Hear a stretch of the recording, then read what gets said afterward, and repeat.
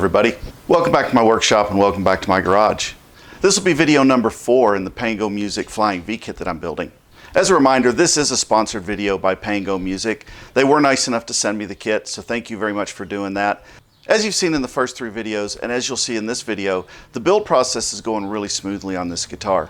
In this video, what we're going to be doing is applying the finish to the guitar. We're going to show the steps that we took as far as sanding sealer, primer, color coat, and clear coat. So let's go ahead and get rolling with the video and see what we've got. It's time to start doing the finish on this guitar now. We've sanded it, we've grain filled it, it's ready to go and it's ready to accept finish. We've sanded it up to 400 grit after we've grain filled it. That way it's a nice smooth surface. What I'm going to be using to do the finish on this is paint from Oxford Paint Company. So the way this finish is going to work, I am going to put a metallic finish on it, so that much I'm letting you know up front. So it does require a few steps. First, we're going to put an application of sanding sealer on. After the 3 coats of sanding sealer, we'll sand that level, flat level sand that, and then we'll go back and we'll hit it with 3 coats of white, which is the primer, or primer base coat for the metallic. We'll sand that back smooth, and if we have to, we'll reapply a little bit of the white if there's any places that we sand through on the white from that, and then we'll go through and apply the color. We will not do any sanding on the color, and then we'll go through the clear process. Clear, I'm planning on probably about 12 coats of clear, so that'll take about 4 days of shooting. In preparation for doing that, for the sanding sealer, what I'm going to do is I'm going to mask off the fretboard, and I'm going to mask off the pickup cavities. I'm not worried about the binding at this point. I don't care if sanding sealer gets on the binding. So I'll hit the whole guitar with sanding sealer except for the fretboard and the little bit of binding on the side where I wrap that around. I'll pull that off before I sand the sanding sealer. I'll retape for the white, and when I do that, I'm going to I'll tape the binding all the way around the body, front and sides of the body, as well as the neck and the headstock. I'll tape that binding, I'll hit it with the white. I'll pull that binding off when I do the level sand again. That way it limits the buildup around the binding. It doesn't mean for a lot of extra taping, but that's okay. I can live with that. I'll reapply the tape to the binding on the sides and the top, and then I'll hit it with the color. Once I hit it with the color, then I'll pull the tape off the binding, because when I shoot the clear, I'll shoot the clear on top of the binding. That'll be fine with that. In preparation of doing the sanding sealer coats, you can see I've got the fretboard taped off. I've got my pickup cavities taped out, my control access cavity taped up, and also I put some tape into my holes where my bridge studs go in, because those fit right now the way they're supposed to, so I don't want getting paint and finish buildup inside of there. So before I spray the coats of sanding sealer, I'm going to go ahead and wipe this down with some naphtha, make sure it's nice and clean, and make sure any of the oil from my hands is off of it. I'll let that dry for about an hour before I start applying the sanding sealer. So what I've got is I've got the guitar hanging up.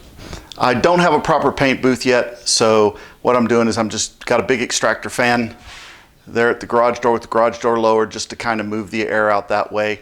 By the time this sanding sealer gets to there at this temperature that we're at here in Tucson, Arizona right now, I'm applying it. It's a little warm to be applying it, but that's my only option with being in Arizona during the summertime.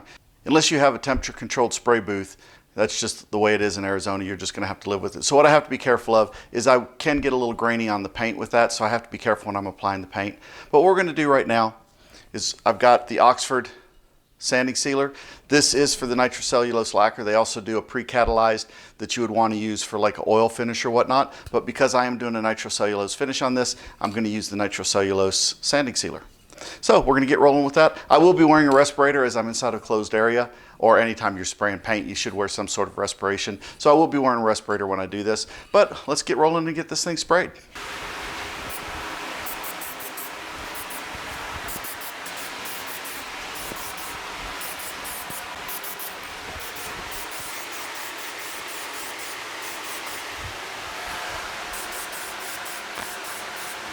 All right, as you can see it hanging in the background here, I've got 4 coats of sanding sealer on it over the last 4 hours.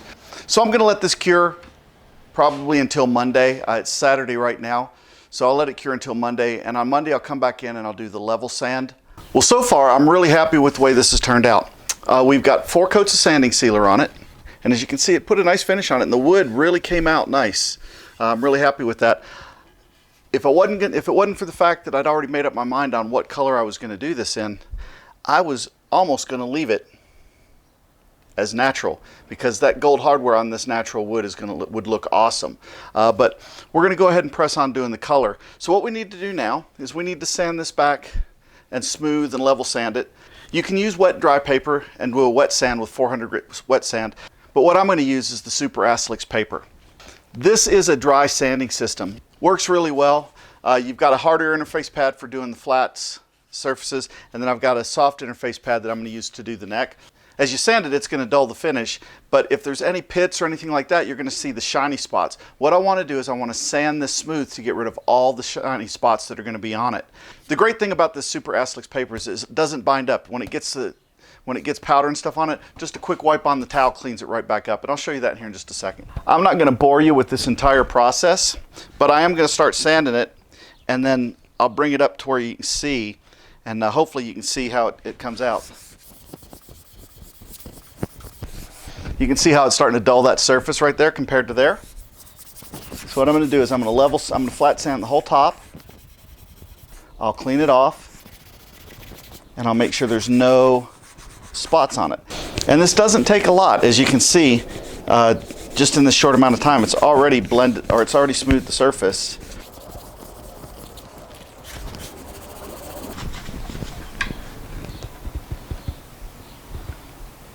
The best way to check it is just kind of hold it in an angle to the light, and that'll give you an idea if there's any shiny spots. And there are a few still shiny spots on it, so we're going to continue to work on the top.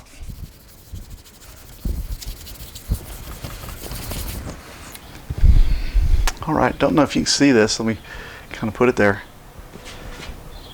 You can see that's done a really good job. There are just one or two small shiny spots left on the top. What I'm going to go ahead and do is I'm going to continue to go through the sanding process on this, and I'll bring you back when I'm done, just so you can get a good idea on it. But as you can see, it goes really smooth, really easy. The sanding sealer from Mohawk is a easy to remove sanding sealer. It is designed to where it sands relatively easily. The same with the white primer coat that I'm going to put on. So you can see I don't have to put a lot of pressure, and you can see how the paper's built up just a little bit.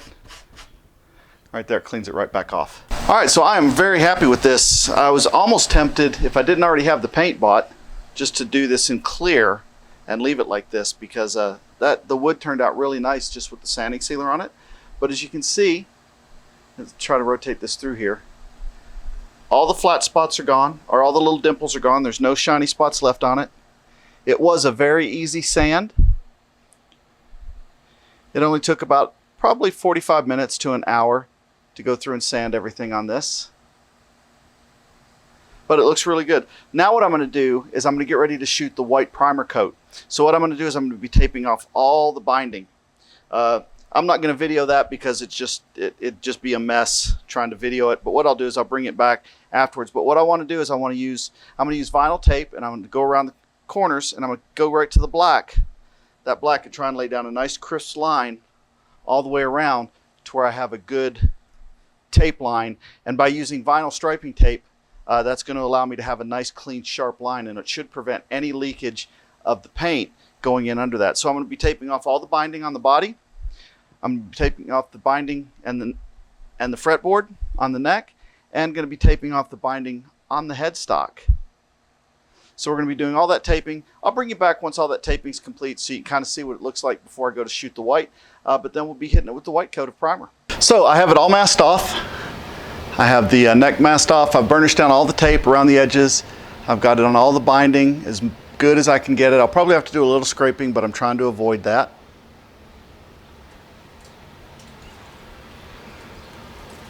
But as you can see, the surface is super nice. I really like the way so far that the prep work is coming out. So what I'm going to do now is I'm going to shoot this with white. I'm not going to video it, basically because I don't want my camera getting a bunch of overspray on it, because I am operating out of my garage at the moment. So there's a little bit of overspray, and I don't want that to get on the camera. But I'm going to hit this with 4 coats or 3 coats of white, 3 or 4 coats of white, depending on the coverage.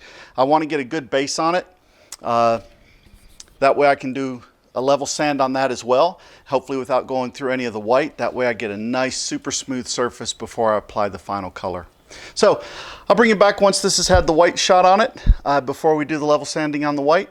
So it's been 24 hours since I painted the primer coat. As you can see, I've got the primer coat on. Good solid coverage all over the guitar.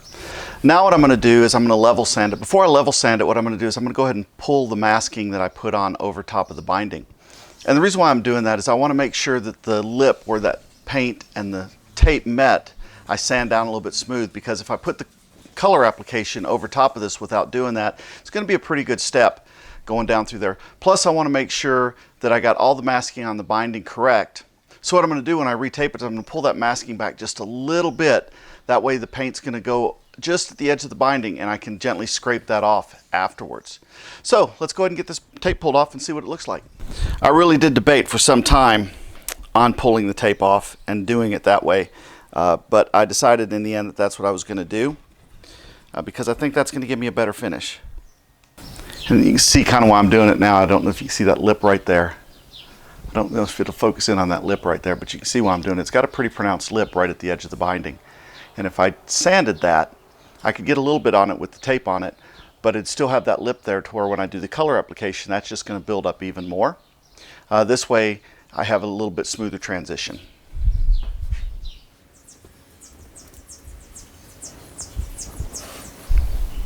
And when you're pulling your tape off, you kind of want to pull it at an angle. You don't want to pull it straight, if you can help it. That just helps, pulling at an angle helps break that seam right at the edge and gives you a crisper line. It's less likely to pull any paint off. So here it is unmasked. It actually looks really good. The lines along the binding were done very well, and I'll redo that after I sand here. But what I'm going to do now is the same thing as before. I've got my 600 grit Super Aslix paper, and I'm just going to lightly sand this because it was a really smooth surface to begin with. But what I want to do is just sand it a little bit to dull it, to make sure that I've got all the low spots taken care of. And I'm going to pay a little extra attention right along the edge of the binding here. Put a little extra pressure there as I sand, just to get rid of that ridge that's there.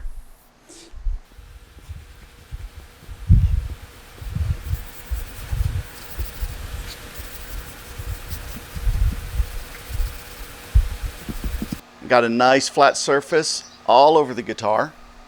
You can see in a couple spots I kind of went through a little bit on the white. So what I'm going to do is I've got this wiped down with naphtha. I cleaned it up pretty good, and you can see a little bit there I burned through the primer. And that's fine because that's what I needed to do in order to get it level at that point. So what I'm going to do is I'm going to go ahead and remask the binding. I'm going to go ahead and hang this up. I'm going to hit it with one single coat of primer just in the spots that I need to hit it in. Just a nice coat of primer there. I'm going to let that dry. And then I'll take very lightly with some 600 and kind of sand that area just very lightly to make sure it's smooth. I'll leave all the masking on the binding, and then I'm going to go ahead and move in with the color. So to bring everybody up to speed on what I've done, like you saw just a little bit ago, I did pull all the masking tape off to make sure there were no edges when I did the level sand of the primer. When I level sanded the primer, I did burn through in a couple spots, but what I did is after I remasked the binding off, I went ahead and hit those spots again with some primer, and then I've sanded them back, and as you can see, the spot that was there is now gone. The burn throughs on the back of the body right along the edges were gone. So we're ready to go, and we're ready to start applying color. So I've got the actual color coat applied to the guitar now, and I'm going to show you that in just a few seconds. I'm really happy with it. It came out really super nice. What I'm going to do now, let's go ahead and take a look at it and see what we got, and then I'll explain to you what I'm going to do next. And here we go. What I went with was a candy apple red. This came out super nice so far. This is just the lacquer. This is just the color coat. There's no clear coat applied yet. But as you can see, this came out just so nice. In the back as well. Did the neck, headstock. So the next step on this, I'm going to go ahead and remove all of the masking from the fretboard and from the binding, because what I'm going to do is I want the clear coat to go over that, over the binding. So I want to remove the tape from there. I want to remove all this from the fretboard, because what I'm going to do is I'm going to tape off just the fretboard and leave the edges with the binding visible. That way the clear coat can go on those, and that way there's no lip or ridge or anything when you go to play the guitar. You don't feel that buildup of paint or lacquer on the side because it's going to come all the way up. And then, of course, when I level sand and polish, that's going to smooth that out. I want to be careful. The lacquer is still soft at this point, so I want to be careful as I'm pulling this off. So let's take a look at this now. It's looking really good. There's a few spots, of course, on the binding that bled through. A little bit right here on this horn, and a little bit right there on that horn bled through. The same with going around the top corner on the headstock. So what I'm going to do is I'm going to clean those up with the razor blade. I'm going to go ahead and remask the fretboard, and then I'll start shooting the clear. All right, so as you can see, I've got the guitar unmasked. I retaped the neck, the fretboard, but all the other binding is showing. And then what we'll be doing now is shooting it with clear. For the clear coat on this, I'm going to go at least 12 coats. And that'll probably be where I stop at, is at 12 coats of clear coat. And then what's going to happen is this guitar is just going to hang, and it's going to dry for about a month before I even go back to touch it to do the level sand and polish on it. So I'm going to go ahead and start shooting some clear. This will take me about 4 days to do, about 3 coats per day. So we've got the guitar painted, and there's now 12 coats of lacquer on it. This is going to sit now for a month to cure, but I just want to give you kind of a look here at the guitar, see what you think.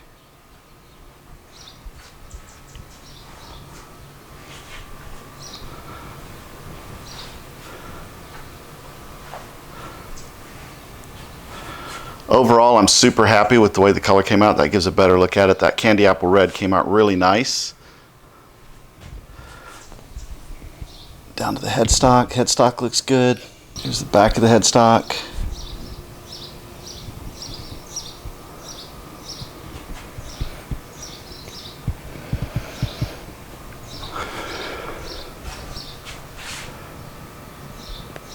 Well, that's going to wrap up this video.